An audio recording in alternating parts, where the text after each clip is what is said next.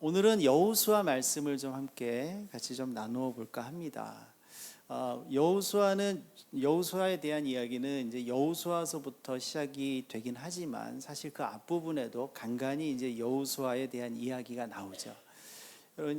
이 여호수아서 1장부터 이제 여호수아가 본격적으로 이제 중앙 무대에 이제 나서게 되지만 그 전에 한번 굉장히 이렇게 부각이 되는 사건이 있었습니다. 여러분 혹시 기억하시는 사건이 있어요?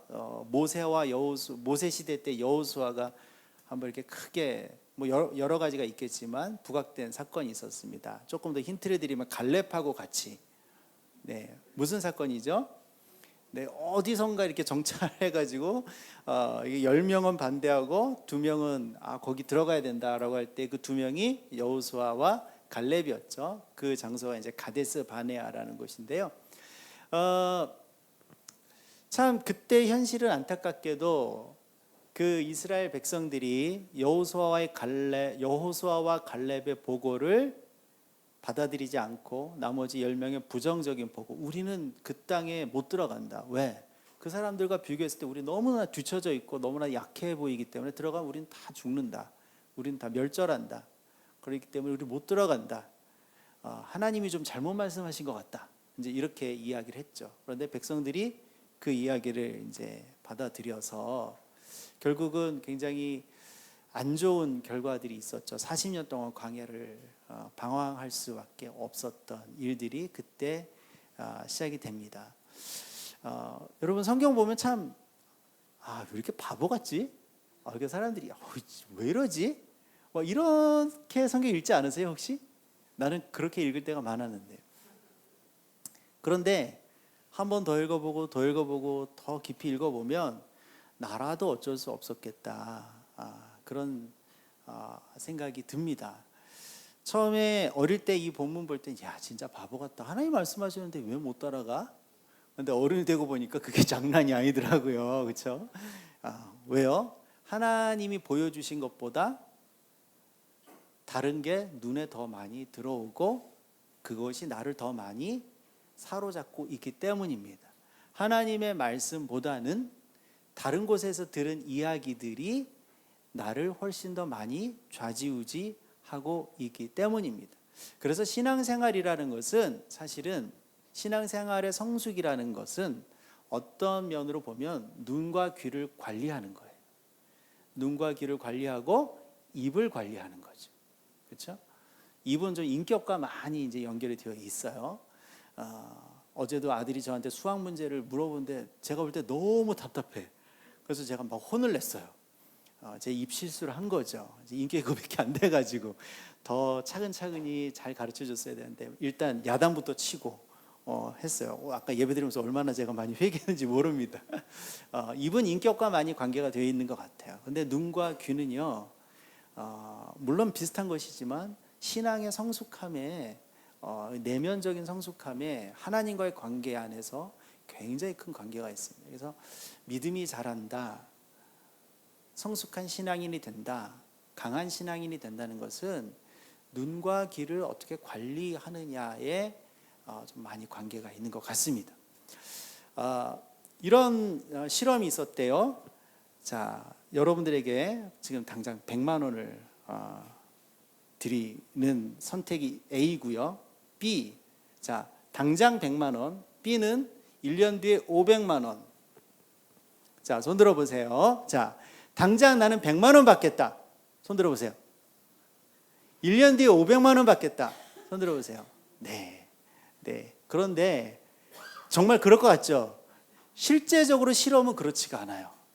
사람들이 1년 뒤보다는 당장 내가 100만 원 쓰는 게 필요하기 때문에 실제적으로는 100만 원을 받는 경우들이 훨씬 더 많다고 합니다. 이것은 이제 연구에 의한 겁니다. 이제 좀 어려운 말인데, 좀 복잡한 말인데, 도를 넘어서는 가치 폄하 현상이라고 하는 거예요. 가치 폄하가 어떻게 됐다고요?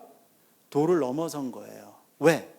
생각과 지금 판단하는 것이 그렇게 작용한 것입니다. 보상이 발생하는 시점이 멀면 멀수록 그 보상이 크다 할지라도 그 보상을 선택하지 않는다는 거죠.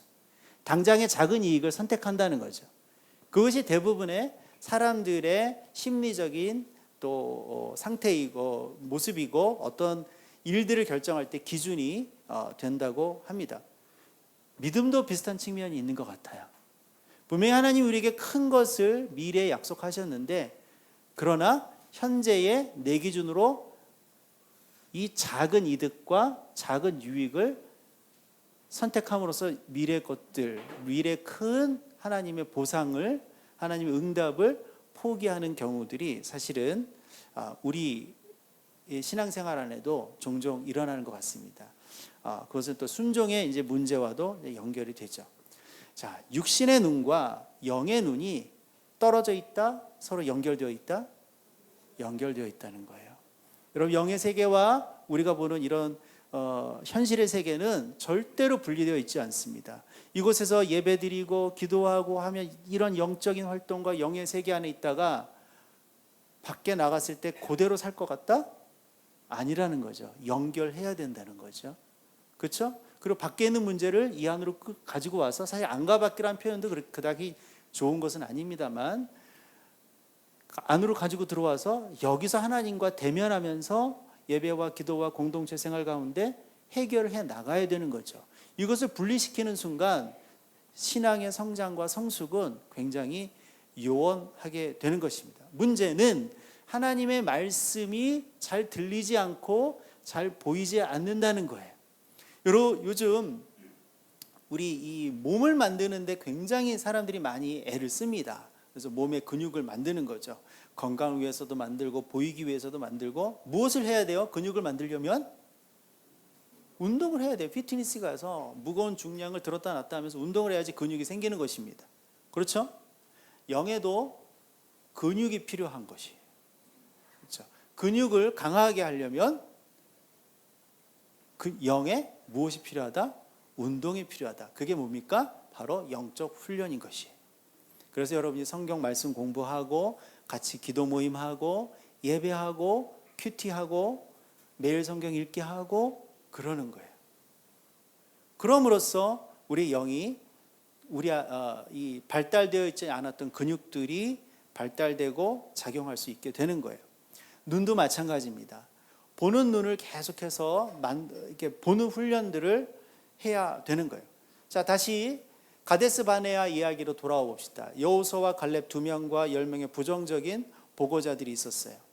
이스라엘 백성들의 눈에는 현실, 부정적인 현실, 두려운 현실이 보였어요. 그러나 여호수아 갈렙의 눈에는 그것 너머에 무엇이 보인 거예요? 하나님이 펼쳐주시는 새로운 현실, 그것이 보였어요. 하나님의 약속을 믿었기 때문에 미래가 보였어요. 그래서 10명의 보고자들은 우리가 그들의 앞에서 메뚜기 같은 존재밖에 안 된다라고 했지만, 여호수아와 갈렙은 뭐라고 했어요? 그들이 우리의 밥이다라고 전혀 상반된 이야기를 했던 것입니다. 그래서 하나님은 그 세대에게 하나님의 일을 맡겨주지 못하셨습니다. 그리고 그 다음 세대에게 새로운 눈을 갖게 하셔서 그 다음 세대에게 그 일들을 맡겨주신 것이죠. 그래서 여호수아의 세대가 하나님이 약속하신 그 가나안 땅을 40년이나 지난 뒤에 들어갈 수 있게 되는 것입니다.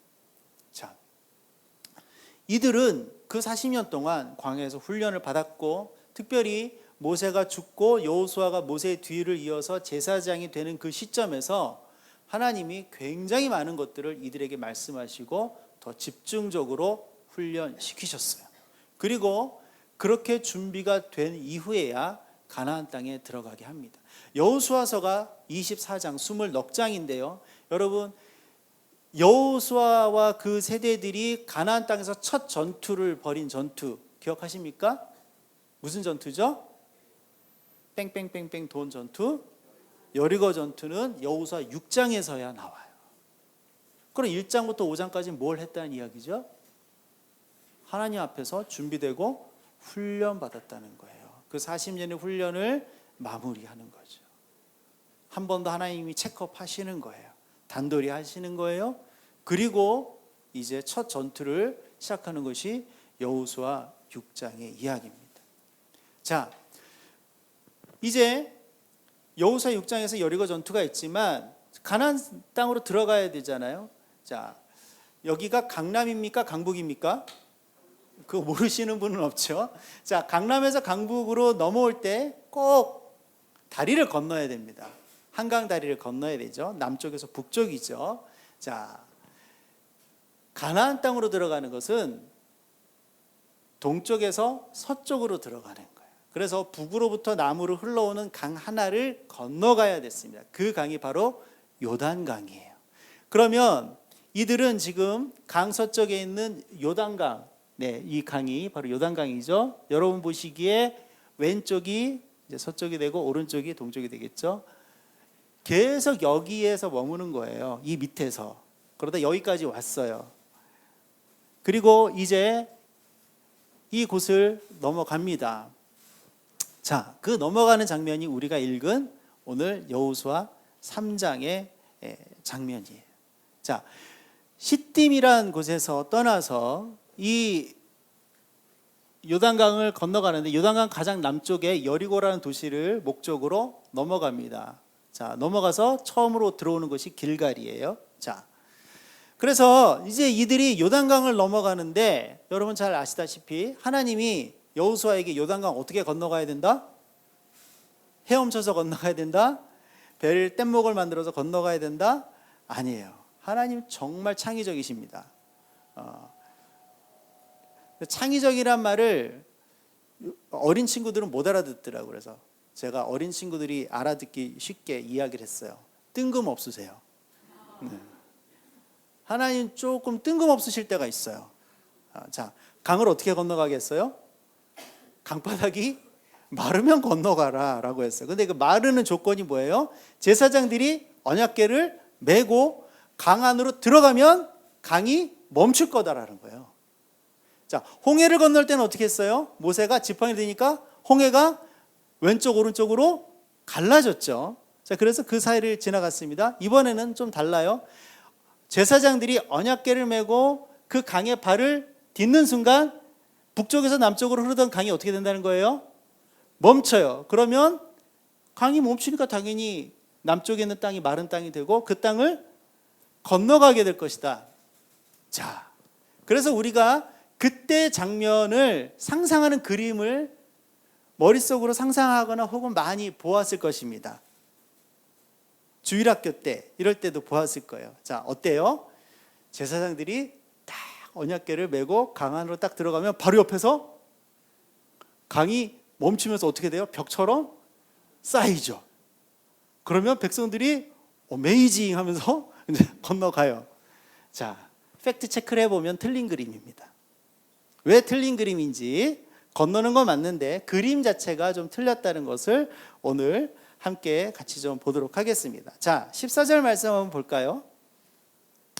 네, 14절 말씀 보시면 이렇습니다. 백성이 요단을 건너려고 자기들의 장막을 떠날 때에 제사장들은 언약궤를 메고 백성 앞에서 나가니라. 제사장이 제일 앞장서서 나갔죠. 자, 15절 말씀 또 보겠습니다. 요단이 곡식 거두는 시기에는 항상 언덕에 넘치더라. 자, 여기까지 보겠습니다. 일단 자, 이게 무슨 말이에요? 15절 요단이 곡식 거두는 시기에는 항상 언덕에 넘치더라. 강물이 범람한다는 겁니다. 자, 곡식 거두는 시기가 추수 시기죠. 자, 이스라엘 지역은 추수가 봄 추수가 있고 가을 추수가 있습니다. 이거는 봄 추수일까요? 가을 추수일까요? 봄 추수입니다. 왜냐? 그 다음에 건너가서 첫 유월절을 지내거든요. 유월절이 봄에 있어요? 가을에 있어요? 봄에 있죠. 봄 추수입니다. 자, 봄 추수할 때 강이 범람한다는 거예요. 왜? 우리는 여름에 비가 많이 오지만 이스라엘은 겨울에 우기예요. 그러니까 이게 겨울이 끝났을 때니까 물이 가장 많을 때입니다. 지금 수위가 가장 높고 수위가 넘친다는 뜻이에요. 자, 그때에 어떻게 해요? 궤를 맨 자들, 누구의? 제사장들이죠. 요단에 이르며 궤를 맨 제사장들의 발이 물가에 잠기자. 자, 그 다음에 16절도 한번 보겠습니다. 16절 한번 같이 읽어볼까요? 시작. 곧 위에서부터 흘러내리던 물이 그쳐서 사르단에 가까운 매우 멀리 있는 아담성읍 변두리에 일어나 한 곳에 쌓이고 아라바의 바다 여매로 향하여 흘러가는 물은 온전히 끊어짐에 백성이 여리고 앞으로 건널세. 자, 이 16절 말씀은 우리가 좀 조금 자세히 볼 필요가 있습니다. 자, 위에서부터라는 것은 북쪽이란 뜻이겠죠. 자, 위에서부터 흘러내리던 물이 그쳤어요. 자, 근데 그쳤던 지점이 어딘지를 좀 볼 필요가 있습니다. 사르단에 가까운 매우 멀리 있는, 이게 좀 애매한 표현인데 이제 영어 표현을 보면 여기에서 매우 멀리는 어디예요? 지금 이 사람들이 발을 디딘 곳으로부터 매우 멀리 있는 사르단이라는 곳이에요. 이해가 되셨죠? 그 사르단에 가까운 아담 성읍. 이제 좀 이해가 되셨습니까? 발을 딛는 곳과 사르단은 멀어요. 그리고 사르단과 아담은 서로 가깝다는 거예요. 그 아담 성읍 변두리에서 물이 일어났다는 거예요. 거기서 물이 쌓였다는 겁니다. 자, 여기가 지금 물을 건너려고 하는 곳이고요. 여기가 아담입니다. 자, 요 근처 어디가 사르단이 되겠죠. 자, 여기서부터 여기까지가 3km라고 합니다. 3km. 여리고까지. 그 여리고를 건너가는데 지금 건너가는 곳으로부터 아담까지는 대략 20km라고 합니다. 20km. 20km면 어느 정도 될까요? 서울 동쪽에서 서쪽 정도, 뭐 이 정도 될까요? 자, 저 20km 위에서 물이 멈추는 거예요, 지금. 자, 그러면 발을 딛는 순간 지금 여기서 물이 쌓여요, 안 쌓여요? 안 쌓이는 거죠. 자, 그러면 요단강의 유속이 어느 정도 될까? 제가 아무리 뒤졌는데 못 찾았어요. 그래서 저는 대신 단순 비교, 정확하진 않지만 한강의 유속, 평균 유속이 1시간에 4km라고 합니다. 한강이. 자, 한강이라고 따지면 20km 위에서 물이 멈추기 시작했습니다. 그러면 밑에서 물이 멈추는 일이 일어나는 것은 몇 시간 뒤일까요? 적어도 5시간입니다. 5시간. 당장 물이 멈췄어요? 안 멈췄어요? 눈앞에서. 이게 중요한 겁니다. 그런데 그 5시간을 지금 제사장들과 백성들은 기다리는 거예요? 안 기다리는 거예요? 기다리는 거예요. 기다리는 거죠. 물이 멈출 때까지. 그런데 강 건너 3km 앞에 누가 있다고요? 여리고. 이 당시 가장 큰 도시, 가장 강력한 도시. 여리고가 눈앞에 있어요. 그럼 여리고 사람들은 지금 알고 있을까요? 모르고 있을까요? 알고 있죠. 왜? 2장에서 정탐꾼들이 가서 누굴 만나? 여리고성에서 라합을 만나는데 도시 전체가 뒤집어졌잖아요. 지금 저 강 건너에 있는 저 무리들이 우리 도시를 침략할 것이다라고 여리고는 알고 있었던 거예요? 모르고 있었던 거예요? 알고 있었어요. 초비상입니다. 그런 상태에서 수십만 혹은 그 이상의 백성들이 저 강을 건너는데 어이없는 방법으로 건너는 거예요. 그냥 제사장 4명이 언약궤 메고 강바닥에 발 집어넣고 그냥 가만히 서 있는 거예요. 자, 옛날이어서 그렇지 요즘 같으면요, 대포 한 방이면 끝나는 거예요. 3km면. 아니면 사람들 보낼 수도 있는 거예요. 그런데 그런 일이 안 일어나죠. 하나님 막으셨겠죠.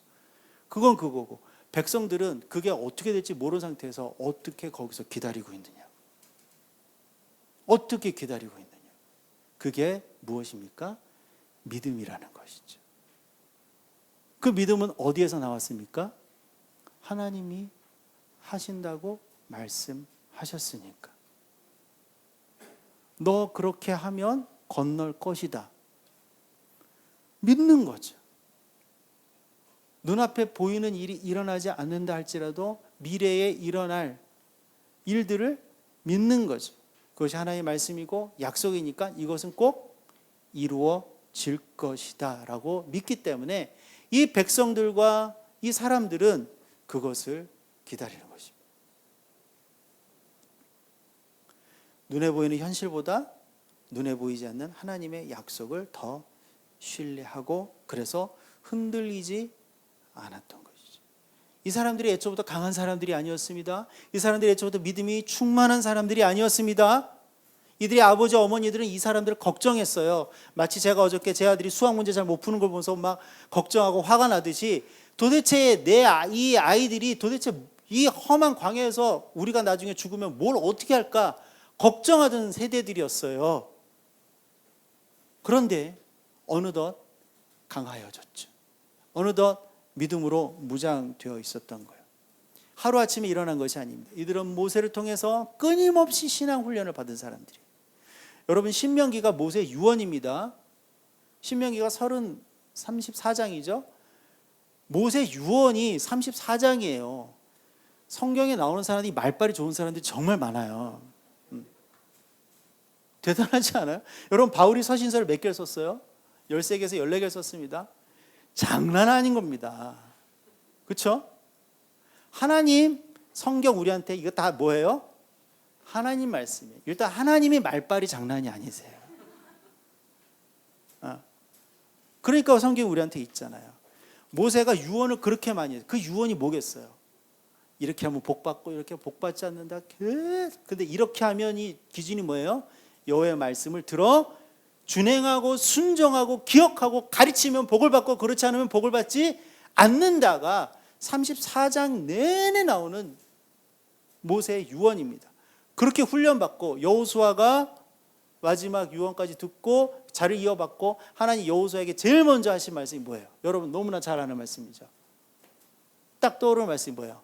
너는 극히 강하고 담대하라. 우리는 그것만 알죠. 그런데 그 다음 뭐예요? 내가 모세에게 명한 그 명령을 네가 그대로 다 준행하고 좌우로나 우로나 치우치지 아니하면 내가 모세에게 약속한 모든 복을 너와 너의 세대에게 다 줄 것이다. 기준이 뭐예요 지금? 강하고 담대하라. 좌우로나 우로나 치우치지 말라. 이 기준은 뭐예요? 말씀이에요. 말씀. 그게 여호수아에게 처음 주신 말씀입니다. 여호수아가 아멘 했어요. 자, 그리고 백성들이요 그걸 딱 보고 여호수아 앞에 딱 나갔어요. 이제 첫 지도자가 된 지도자에게 처음 나가서 백성들이 한 말이 뭔지 아세요? 바로 그 뒤에 나와요. 하나님이 여호수아에게 당부한 말씀을 그대로 백성들이 합니다. 당신은 강하고 담대하십시오. 그래서 하나님 말씀을 잘 준행하시고 우리를 그렇게 이끌어 주십시오. 그럼 우리가 당신을 따르겠습니다. 하나님의 말씀대로 따르겠다라고 지금 여호수아와 같은 모든 무리들이 하나로 훈련되어서 함께 하고 있는 거죠. 그 다음부터 하나님 말씀하시는 거예요. 야, 너희 2명 정탐꾼 여리고로 보내봐. 갔다 와서 보고합니다. 그래. 그러면 이제 요단강 건너자. 요단강 건널 때 이렇게 건너는 거예요. 자, 건넜어요. 야, 6월절 지켜. 그리고 이제 너희들 만나 끊어져. 그리고 이 땅에 소산 먹을 거야. 믿음으로 받아들여요. 그리고 야, 이제 첫 성 공격해. 그런데 정말 뜬금없이 7일 동안 계속 돌게 하시는 순종해요. 순종 아니면 어떡하겠어요? 여러분 여리고성 돌 때요. 7일 동안 돌고 마지막 7일 한 바퀴씩 돌죠. 마지막에 7바퀴씩 도는데 그 앞에 한 바퀴씩 돌 때하고 마지막 날 7바퀴 앞에 6바퀴는 말 한마디도 못하게 하면서 돕니다. 우리 무슨 막 엄청난 일 있으면 뭐가 수다가 엄청 심해지죠. 얼마나 이 사람들 심장이 막 터질 것 같았겠어요. 말 한마디도 못하면서 성 돌게 하는 거예요. 그런데 순종하잖아요. 뭐로? 하나님의 말씀을 듣게 준행하게 훈련이 되어 있는 상태에서 들어가는 거예요. 그러니까 자, 이런 상태에서 이 사람들이 요단강을 건널 때 당장 눈앞에 아무 일도 펼쳐지지 않는데 그것을 이미 미래에 일어날 일을 현실처럼 여기고 받아들여서 그 자리에 서 있는 것입니다. 여호수아 전체를 보면 여호수아가 하나님 말씀 딱 2번 순종하지 못해요. 그것 빼고는 100% 다 순종합니다. 대단한 거죠. 여러분 믿음은 우리가 은사라고 많이 배웠습니다. 믿음의 은사가 있는 사람들, 기질이야. 막 베드로와 같은 믿음의 은사가 있는 사람들. 그래서 그걸 부러워하는 사람들이죠. 물론 맞는 이야기입니다. 100% 맞는 이야기입니다. 그러나 믿음은 은사인과 동시에 훈련을 통해서 빚어지는 열매이기도 해요. 제가 리더십 좀 공부했는데 리더십 공부하면서 제가 위로를 받은 게 있습니다. 리더십은 기질로 주어지는 거다. 그래서 어떤 사람은 리더십이 있고 어떤 사람은 리더십이 약해. 그래서 리더십이 강한 사람들이 리더가 되는 거야라고 우리가 흔히 그렇게 알고 있죠. 그러나 최신 리더십, 최신도 아닙니다. 한 20년 전부터 리더십에 대한 연구가 달라졌어요. 리더십도 훈련과 학습을 통해서 향상되고 그렇게 사용될 수 있다라고 지금 이론이 바뀌었어요. 믿음도 분명히 은사입니다. 하나님이 기질로, 체질로 믿음이라는 은사를 주신 사람들이 있어요. 그러나 믿음도 반면에 훈련을 통해서 만들어져 나가는 열매가 될 수 있다는 것입니다. 그래서 우리는 하나님을 믿는 법을 배워야 되는 거예요. 믿음을 배양시키는 법을 배우고 훈련 받아야 되는 거예요. 그 믿음은 눈과 굉장히 밀접한 연관이 있는 겁니다. 귀와 굉장히 밀접한 연관이 있어요. 그래서 눈을 관리하고 귀를 관리하는 것. 첫 번째, 자꾸 눈의 시력을 넓히는 거죠. 어떤 시력? 영의 시력을 넓히는, 영의 눈의 시력을 넓히는 거예요. 보이지 않았던 것들이 자꾸 이제 보이게 되는. 또 하나는 관리하는 거죠. 그 외에 자꾸 잡다한 시선들이 들어오는 것들을 스킵하고 넘기고 별것 아닌 것으로 보고 듣는 것 마찬가지입니다. 두 가지의 훈련을 해야 되는 거예요. 안 보이던 것을 자꾸 보게, 안 들리던 것을 자꾸 듣게. 어떤 분들이 저에게 물어보면 하나님 음성 어떻게 들어요? 저는 늘 그렇게 대답합니다. 자꾸 들어보면 실패 많이 하면 제대로 들려요. 아, 하나님 나한테 이렇게 말씀하시는구나. 자꾸 해보는 거예요. 그러면 나중에 하다 보면 딱 이제 이게 감각적으로 하는 거죠. 아, 이제 하나님이 나한테 어떤 말씀을 하시는 거구나. 아, 이거는 하나님 말씀이 아니다. 처음부터 잘 들리는 사람은 없습니다. 훈련을 통해서예요. 경험을 통해서요. 그것을 사모하는 거죠. 보는 것도 마찬가지. 지금 내가 본 게 맞는가? 틀리는가? 나한테 지금 보인 게 맞는가? 틀리는가? 환상 이런 게 아닙니다. 하나님이 지금 보여주시는 게 맞는가 아닌가? 그것을 자꾸 내 삶 속에서 실험해 봐야 되는 거예요. 그러면 하나님 나한테 이런 식으로 보여주시는 거예요. 그게 영안인 겁니다. 물론 또 다른 영안이 있죠. 정말 은사로 주셔서 갑자기 막 어떤 환상이 보인다거나 뭐 이런 것들이 있어요. 천사가 보인다거나. 그건 또 다른 차원이고 우리의 삶과 우리의 이 생활 안에서 하나님 갖게 해주시는 영안이 있어요. 자꾸 훈련해야 되는 거예요. 다른 방법이 없습니다. 순종하는 훈련, 해보는 훈련, 그렇게 해야 돼요. 여러분, 한 젊은이가 예수님을 찾아왔습니다. 찾아와서 내가 따르겠습니다 라고 했는데 예수님 뭐라고 그랬어요? 너의 전 재산을 다 나눠주고 나를 따라라. 그 사람이 어떻게 했을까요? 포기하고 갔어요. 그런데 놀라운 것은 예수님의 12제자 외에 예수님이 제자라고 지칭했던 사람이 이 사람입니다. 유일한 사람이에요. 근데 그 제자의 반열에 들어가지 못했어요. 왜? 미래가 안 보였기 때문에. 현실에 보이는 것이 자기를 너무 압도했기 때문에 안 된 거예요. 말씀대로 순종하지 않으면 눈에 보이는 것이 없어지는 겁니다. 그러면 실패하는 경우들이 생기는 거죠. 여러분, 예수님이 마태복음 16장 2절 3절에서 이렇게 말씀하셨어요. 자, 한번 읽어볼까요? 시작. 예수께서 대답하여 이르시되 너희가 저녁에 하늘이 붉으면 날이 좋겠다 하고 아침에 하늘이 붉고 흐리면 오늘은 날이 굳겠다 하나니 너희가 날씨는 분별할 줄 알면서 시대의 표적은 분별할 수 없느니라. 제자들을 꾸짖으셨다고 그랬어요. 우리가 예수님이 마태복음 6장에서 너희가 무엇을 먹을까, 무엇을 입을까, 무엇을 마실까 염려하지 말아라 라고 했어요. 우리가 너무 그런 것들 보는데 온통 신경이 다 가 있습니다. 특별히 요즘은 더 그런 것 같아요. 요즘 TV 프로그램은 기승전 전 먹방. 그렇죠? 무엇을 먹을까요? 온통 이 나라 사람들의 관심이 다 집중되어 있어요. 페이스북, 인스타그램 뭐 올려요? 다 먹는 거. 그거 가끔 올리면 괜찮은데 그거 하루에 3번, 4번씩 올리는 거는 조금 내가 영적으로 봤을 때는 너무 관심을 많이 뺏기고 있는 거예요. 아, 너무 예쁘다, 너무 멋있다, 너무 먹음직하다, 너무 맛있다. 맛있으면 감사합니다. 이 정도면 되는 거지. 그것으로 너무 삶의 위안을 삼으려고 하고 그것으로 내 삶의 모든 걸 만들려고 하면 그때부터 우리가 그만큼 하나님과 가까워지기가 쉽지 않을 수 있다는 거예요. 무엇을 먹을까? 무엇을 입을까? 무엇을 마실까? 여러분 한 달 돈 지출 결산해 보세요. 어디에다 썼는지. 먹는데, 입는데, 마시는데 대부분 여기에 다 씁니다. 어떤 나를 위해서 투자를 한다거나 책을 사고 공부를 한다거나 또 누구를 돕는다거나 이런 거에는 그닥 그렇게 많이 쓰지 못해요. 그것을 위해서 염려하지 말라 그랬어요.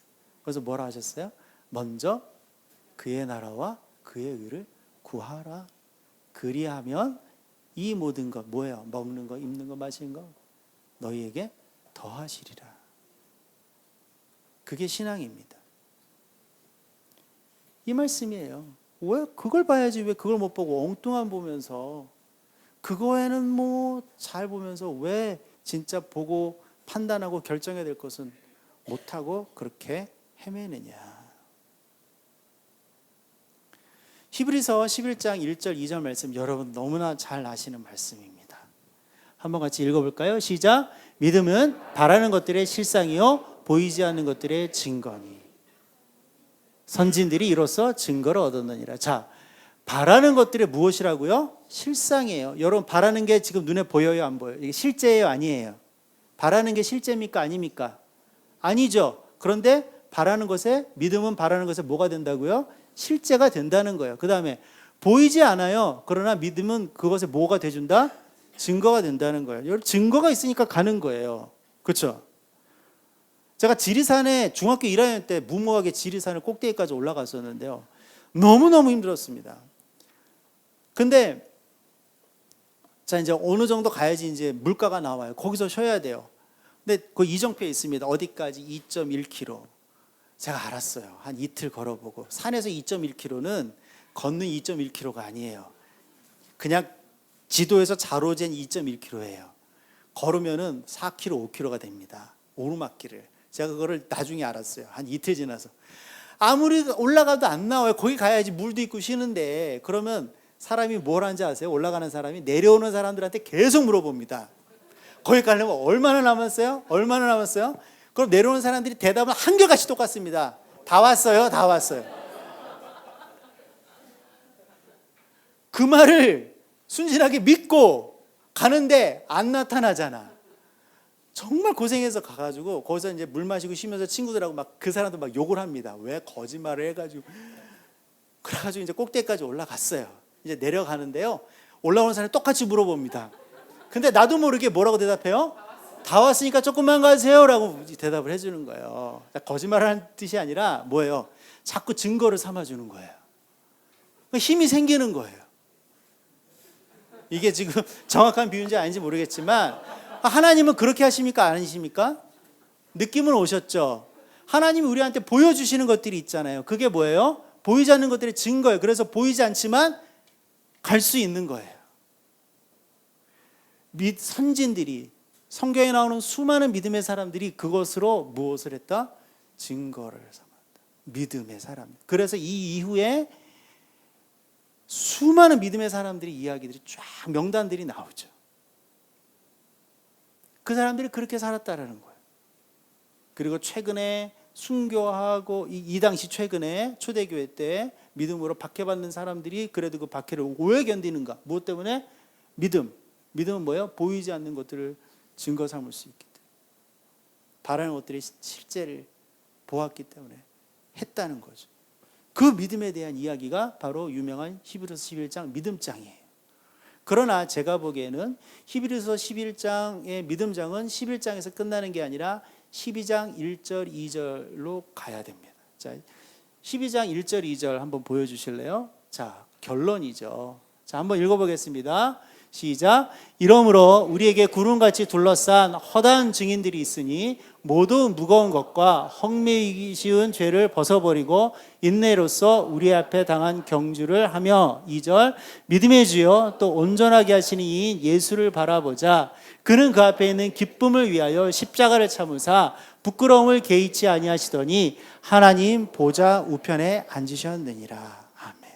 저는 개인적으로 이것이 히브리서 11장 믿음장의 결론이라고 생각해요. 자, 우리에게 구름같이 둘러싼 허다한 증인은 뭐예요? 아까 말한 선지인들이 이로써 증거를 얻었느니라. 그 믿음의 삶을 살았던 사람들 지금 어디가 있는 거예요? 구름같이 허다한, 지금 하늘에서 우리를 보고 있는 거예요. 보면서 뭐 하는 거예요? 월드컵 경기 응원하듯이 야 너희들 잘해라. 근데 이 사람들은 그냥 구경하는 게 아니라 그렇게 살았던 사람들이에요. 잘해라 잘해라. 하늘에서 하나님하고 같이 응원해 주는 거예요. 믿음의 경주를 잘해라. 그런데 2절 말씀이 중요합니다. 그 믿음의 경주를 최고로 잘했던 분이 누구예요? 예수님이에요. 믿음의 주여 온전하게 하신 예수를 바라보자. 그는 그 앞에 있는 기쁨, 이 그 앞은 사실 바로 앞에 있는 게 아니라 저 뒤에 있는 거죠. 십자가를 지나야 되는 저 뒤에 있는 기쁨이에요. 그 기쁨을 위해서 바로 앞에 있는 십자가를 참으사 무엇을 개의치 아니하시더니 부끄러움을 개의치 아니하시더니 하나님 보좌 우편에 앉으시. 믿음의 주죠. 정말 믿음의 요즘 아이들 표현을 대빵이죠. 온전하게 하신 예수님. 예수님이 이렇게 몸소 우리를 위해서 사셨어요. 십자가에 그렇게 가셨어요.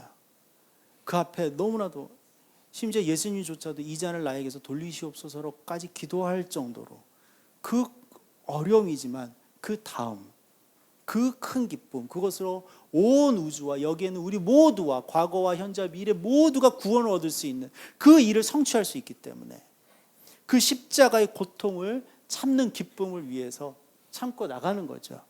그 기쁨을 위해서. 그게 믿음인 것입니다. 그래서 뭐 했다고요? 부끄러움을 개의치 아니하셨다. 여기 개의치 않다라는 표현이 뭔지 잘 아시죠? 여러분, 우리가 믿음을 가지면요, 미래에 보이지 않는 것들의 증거가 되고 바라는 것들이 실상이 되기 때문에 현실은 어렵고 힘들어도 그것을 부끄러워하지 않는 것입니다.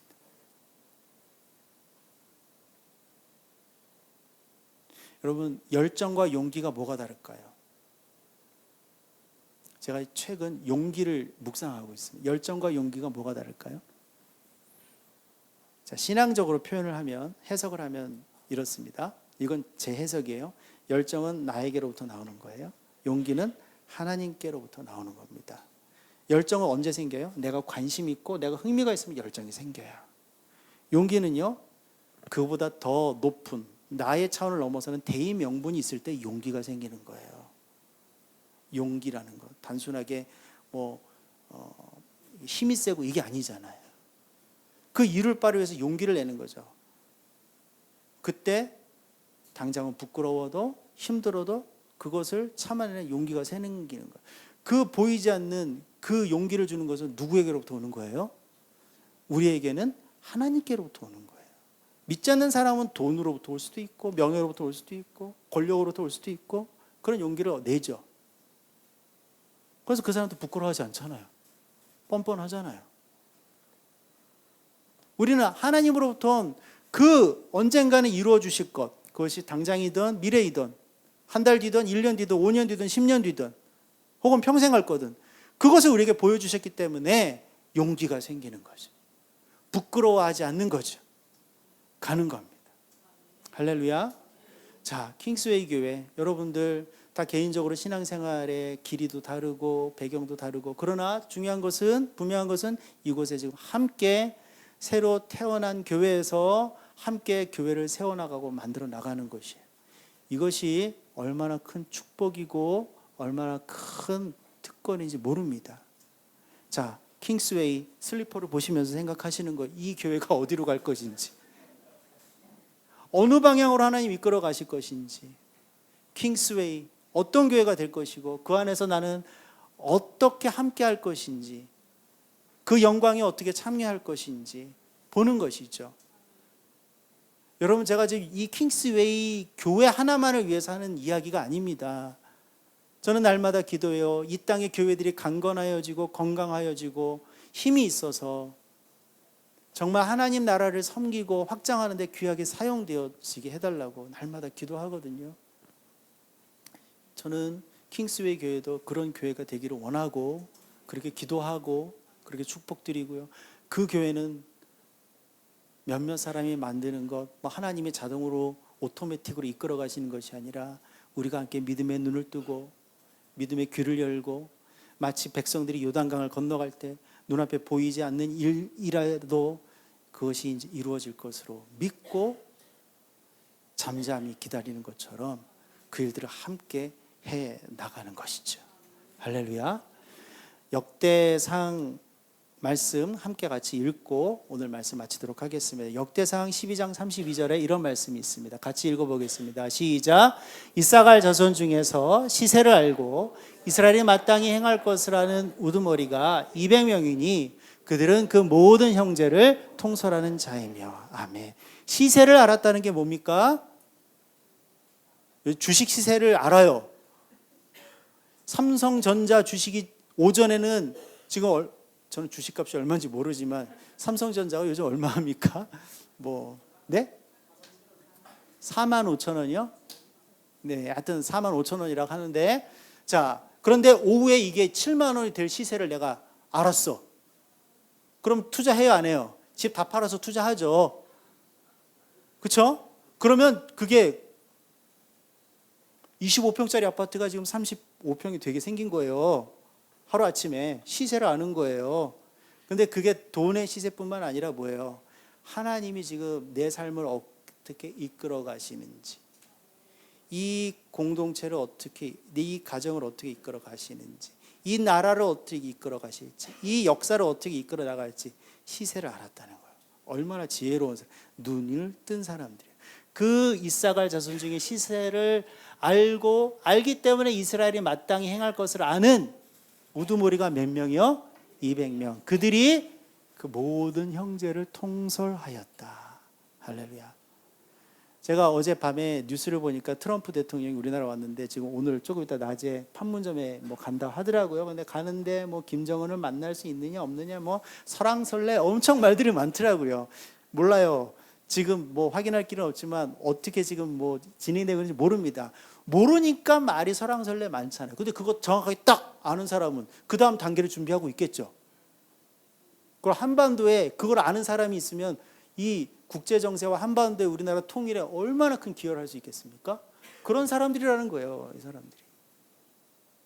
축복합니다. 여러분들이 그리스도 예수 안에서 지혜와 청명이 차고 넘쳐서 이런 시세를 알고 마땅히 행할 줄 아는 귀한 지체들, 그런 교회가 되시기를 주님의 이름으로 축복합니다. 아멘.